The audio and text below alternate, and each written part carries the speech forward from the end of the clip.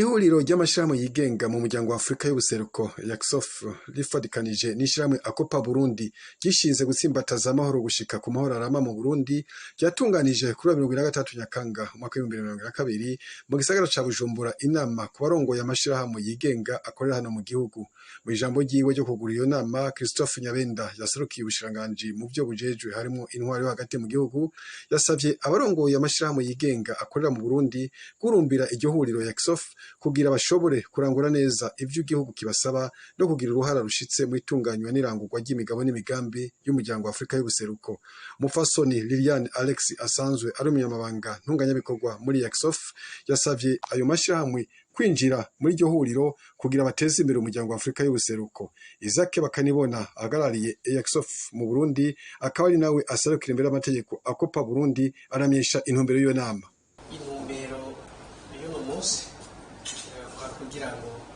tumenyeshe abashirahamwe yigenga yo mu Burundi agizwe n'ayo bita societe civile, amahuriro y'urwaruka n'abakenyezi mu Burundi, amashirahamwe yandi y'abenegihugu, ibikorwa by'ihuriro y'amashirahamwe yigenga mu karere ka EAC ariyo YACSOF. Twongere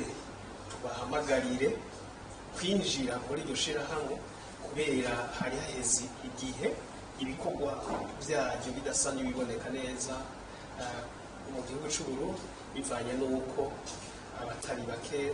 mu mashirahamwe yari mu iryo huriro misi yahera bari no mu nzego baserukiye igihugu cy'u Burundi, amashirahamwe yabo yagize ibibazo akaba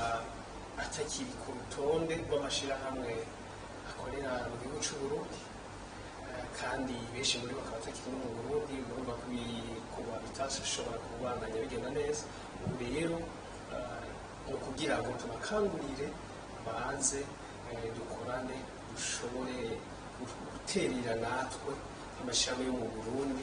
intererano mu itunganywa n'irangurwa ry'imigambi n'imigabo ku karere ka EAC, kubera tugumye ngaha mu Burundi wacu gusa ntidutera intambwe ngo natwe dushobore gushika hamwe n'abandi ku karere. Ivyiyumviro n'intererano z'amashirahamwe yigenga mu Burundi zishobora gushika ku rwego rw'akarere, kandi tukagira ko dusaba amashirahamwe yo mu Burundi ko yogira tanya intererano mu itegurwa ry'umugambi ndongorabikorwa mu kiringo c'imyaka 5 guhera mu 2022 gushika mu 2027 uri kurategurwa. Tubabaze amashirahamwe yigenga mu Burundi ivyiyumviro vyabo n'intererano ivyo babona bikwiye ko amashirahamwe yigenga mu karere yorabura intererano bitanga no kubutwa kwiyubaka neza kugira ngo dushobore kugira ijunja n'ijambo bikwiye mu